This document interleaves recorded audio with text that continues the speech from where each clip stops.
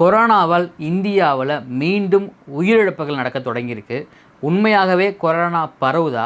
அந்த உயிரிழப்புகள் எதனால் ஏற்பட்டுச்சு? தமிழ்நாடு சுகாதாரத்துறை என்ன சொல்லியிருக்காங்க? நம்ம இதை எப்படி அணுகணும்?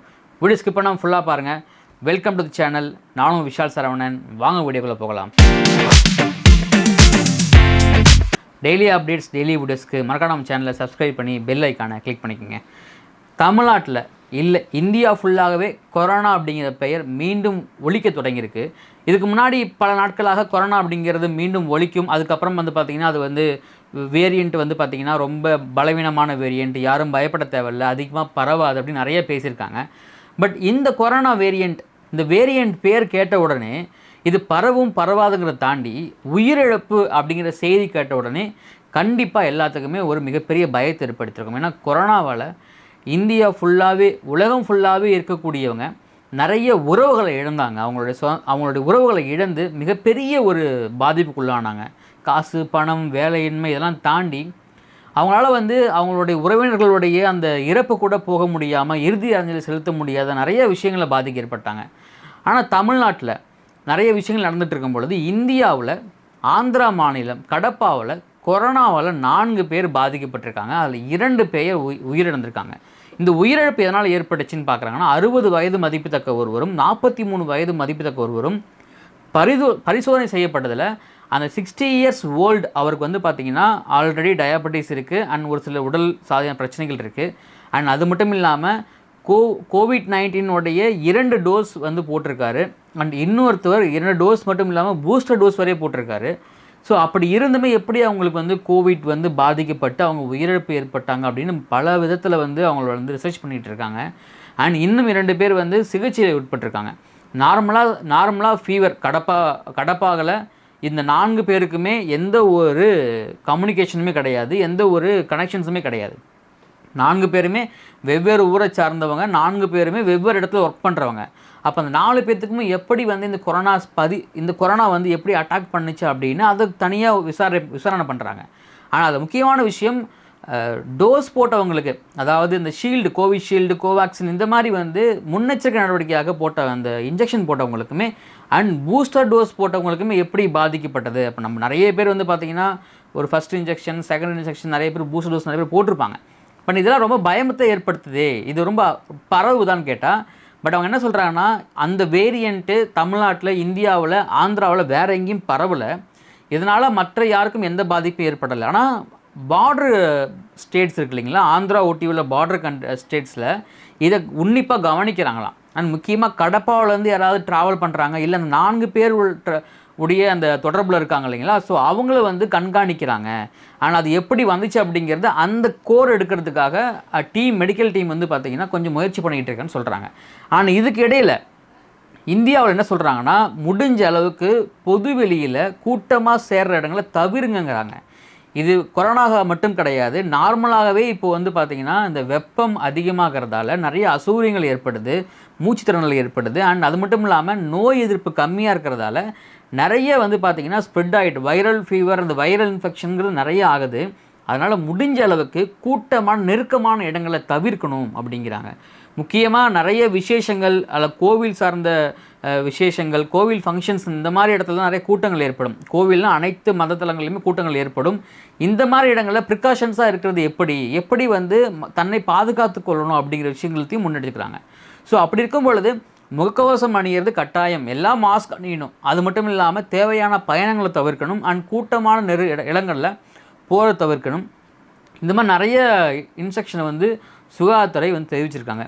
தமிழ்நாடு என்ன சொல்கிறாங்க? தமிழ்நாட்டு சுகாதாரத்துறை என்ன சொல்கிறாங்கன்னா, யூஸ்வலாக இந்த ஆண்டில் பார்த்திங்கன்னா 300க்கும் அதிகப்பட்டவர்கள் கொரோனா பாதிப்பு ஏற்பட்டிருக்கு. இது எப்போவுமே ஏற்படுற பாதிப்பு தான்.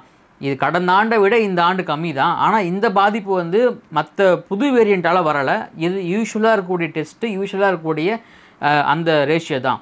அதனால் ஆந்திராவில் உயிரிழப்பு ஏற்பட்ட மாதிரி அந்த வேரியண்ட் கொரோனா இங்கே பரவலை. அதனால் மக்கள் யாரும் அச்சமடைய தேவையில்லை. இதனால் எந்த பாதிப்பும் கிடையாது. ஆனால் முகக்கவசம் அணியுங்க, தனி மனித இடைவெளியை பயன்படுத்துங்க. அண்ட் தேவையில்லாத பயணங்களை தவிருங்க. அண்ட் கூட்டமான இடங்களில் தவிர்க்கிறது நல்லது அப்படிங்கிற மாதிரி தமிழ்நாடு சுகாதாரத்துறை அறிவிச்சிருக்காங்க. இப்போ நம்ம இங்கே உன்னிப்பாக கவனிக்க வேண்டியது என்னென்னா, இந்த ஆந்திராவில் கடப்பா மாநிலத்தில் 2 பேர் இறந்து போனாங்க இல்லைங்களா. ஸோ அவங்களுடைய அந்த மெடிக்கல் பேக்ரவுண்ட் பண்ணும்பொழுது ஒருத்தவங்களுக்கு மெடிக்கல் பேக்ரவுண்ட் கொஞ்சம் சுமாராக தான் இருந்திருக்கு. டயபெட்டிஸ், ஹார்ட் டிசீஸ் இந்த மாதிரி நிறைய விஷயங்கள் இருந்திருக்கு. பட் ஒருத்தர் 43 இயர்ஸ் ஓல்டு. ஸோ அவருக்கு பெருசாக ஒன்றும் மெடிக்கல் பேக்ரவுண்ட் எதுவும் கிடையாது. பட் அவருக்கும் பூஸ்டர் டோஸ்லாம் போட்டிருக்காரு. பட் அது எப்படி நடந்துச்சு அப்படிங்கிற விசாரணையும் போயிட்டுருக்கு.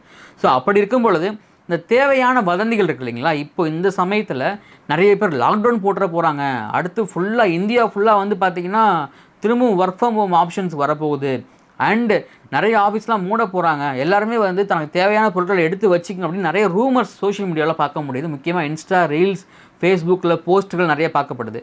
பட் நீங்கள் என்ன பண்ணணுன்னா அந்த செய்தியோடைய உண்மைத்தன்மை என்ன, உண்மையாகவே இது ஆதாரமாக ஒரு அதிகாரப்பூர்வமான தளத்திலேருந்து செய்தி வெளியிடுறாங்களா, அது உண்மைத்தன்மை என்ன, இல்லை அது வந்து ஒரு ஃபேக் அப்படிங்கிறது நீங்கள் வந்து மற்றவங்களுக்கு தெளிவுபடுத்த வேண்டிய இடத்துல கண்டிப்பாக நம்ம எல்லாருமே இருக்கும். கண்டிப்பாக வருமுன் காப்போம் அப்படிங்கிறது நன்மை தான். ஆனால் வர்றதுக்கு முன்னாடியே ஒரு விஷயம் வந்துருச்சுன்னு ஒரு ரூமர்ஸை க்ரியேட் பண்ணி தேவையில்லாமல் டென்ஷன்ஸ் க்ரியேட் பண்ணி மக்களை பீதி அடைய வைக்கிறது மிக மிக தவறான விஷயம். அதனால் இப்போதைக்கு இந்தியாவில் அந்த 2 கொரோனா கேஸ் அந்த டெத்தை தவிர வேறு எதுவும் நடக்கலை. அதுவும் அதுக்கப்புறமா அந்த 2 பேர் பாதிக்கப்பட்டிருக்காங்க. 4 பேர் மொத்தமாக. அந்த 4 பேரில் 2 பேர் டெத்து, 2 பேர் வந்து அப்சர்வேஷனில் இருக்காங்க, உற்று கவனிச்சிட்டு இருக்காங்க, சிகிச்சை பெற்றுட்டு இருக்காங்க. அவங்களுக்கும் பெருசாக எந்த பாதிப்பும் அடையலை. அவங்களுடைய உடல்நலன் வந்து சீராகிட்டு இருக்குன்னு சொல்கிறாங்க. மற்றபடி எந்தவித பேனிக்கும் ஆகாமல் மக்கள் தன்னுடைய வேலைகளை பாருங்கள். இந்த தனி மனித இடைவேளை, இந்த மாஸ்க் பயன்படுத்துறது, இந்த கூட்டமான இடங்களை வந்து தவிர்க்கிறது, அங்கே வந்து எப்படி வந்து நம்மளுடைய அந்த சுகாதாரத்தை பேணி காக்கிறது எல்லாமே இதுதான் பேசிக். அந்த பேசிக்கை ஃபாலோ பண்ணுங்கள் அப்படிங்கிறாங்க. வேறு ஒன்றும் கிடையாது, பேசிக்கை ஃபாலோ பண்ணுங்கள். பட் இதனால் பதட்டமடையும் தேவையில்லை அப்படிங்கிறது. இப்போது இந்த வேரியண்ட் இங்கே பரவுது, இந்த வேரியண்ட் அங்கே பரவுதுன்னு நிறைய செய்திகள் பார்க்க முடியும். ஏன்னா கொரோனா அப்படிங்கிறது இன்றைய காலகட்டத்தில் இது வந்து ஒரு டாபிக். ஆனால் இதுக்கு நம்ம ஒரு மிகப்பெரிய அட்டென்ஷன் கொடுக்கணுமான்னு கேட்டால் கொடுக்கணும். எப்போது அது எக்ஸ்ட்ரீம் லெவலில் அதனுடைய தாக்கம் அதிகரிக்கும் போகுது. பட் இப்போது அது அண்டர் கண்ட்ரோல் அப்படிங்கிறது தான் இங்கே அவேர்னஸை தெரிஞ்சுக்கணும். பட் அதை தாண்டி நம்ம நாட்டோடைய நிலைமை எப்படி இருக்குது, இப்போ வந்து அந்த ஈரான் போர் நடந்துக்கிட்டு இருக்குது, அண்ட் அமெரிக்கா வார் நடக்குது, இந்த ஆயில் ப்ரைஸ் ஹைக்காக போகுது, அப்போ எல்பிஜி தட்டுப்பாடு வரப்போகுதா, அப்போ அதனால் வந்து வாகனங்கள் எல்லாமே இந்த கொரோனாவை லாக்டவுன் பண்ண போகிறாங்க அப்படின்னு அந்த ஒரு ரூமர்ஸ் ஒரு பக்கம் போகுது. நம்ம ஊரில் எப்படி ஒரு செய்தி உண்மையான செய்தி பரவுறதுக்கு லேட் எடுக்குதோ அதை விட நேர் ஆப்போசிட்டாக ஒரு ஃபேக் நரேட்டிவ் வந்து பார்த்திங்கன்னா இப்படிங்கிறதுக்குள்ளே ஃப்ராக்ஷன் ஆஃப் செகண்டில் பயங்கரமாக ஸ்ப்ரிட் ஆகுது. அது எப்படி நடக்குது அப்படின்னா, இது நடக்காத ஒரு விஷயம் நடந்துருமோ அப்படிங்கிற ஒரு எண்ணத்தில், அந்த க்யூரியாசிட்டியில் வந்து நம்ம பண்ணுற விஷயங்கள் தான். ஸோ கண்டிப்பாக சோஷியல் மீடியா பயன்படுத்துகிறவங்க பொறுப்புணர்வோடு இருக்க வேண்டும்.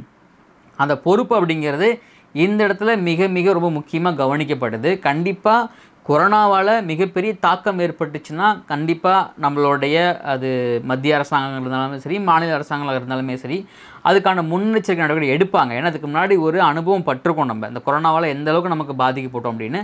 கண்டிப்பாக இதை வந்து அவ்வளவு ஈஸியாக ஹேண்டில் பண்ண மாட்டாங்க.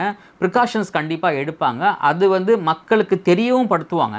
அண்ட் அதே மாதிரி டைரெக்டாகவும் தெரியப்படுத்த மாட்டாங்க. பேனிக் ஆகாத அளவுக்கு மக்களுக்கு எப்படி சொல்லி புரிய வைக்கணுமோ அப்படி சொல்லி புரிய வைப்பாங்க. அது வரைக்கும் மக்களே கொஞ்சம் அவேர்னஸாக இருங்க, போலி செய்திகளை நம்பாதீங்க, அண்ட் உண்மையான செய்திகளுக்கு அப்டேட்டடாக இருங்க. அது நமக்கும் நல்லது, நம்ம குடும்பம் சார்ந்தவங்களுக்கும் நல்லது, நம்ம உறவினருக்கும் ரொம்ப நல்ல விஷயம். ஸோ உண்மையான செய்திகளை, அப்டேட்டுகளை, நடக்கிற அனைத்து விஷயங்களையுமே நீங்கள் வந்து ஒரு சீரான இடைவெளியில் பார்க்கணுன்னா மறக்காமல் நம்ம சேனலை சப்ஸ்கிரைப் பண்ணிக்கோங்க. இந்த வீடியோ பற்றி கருத்து, இந்த கொரோனா ஆந்திராவில் 2 பேர் உயர்ந்த சம்பவம், இந்த செய்தி உங்களை எப்படி வந்துச்சு, அதை நீங்கள் எப்படி அணுகுறீங்க அப்படிங்கிற அந்த விஷயத்தை கமெண்டில் பதிவு பண்ணுங்கள். அண்ட் டெய்லி வீடியோஸுக்கு சப்ஸ்கிரைப் பண்ணிக்கோங்க. மீண்டும் வீடியோவுக்கு நான் அடுத்து சந்திக்கிறேன். இந்த வீடியோ பிடிச்சிருந்தா ஷேர், லைக் அண்ட் ஹைப் ஒன்று பண்ணுங்கள். நன்றி, வணக்கம்.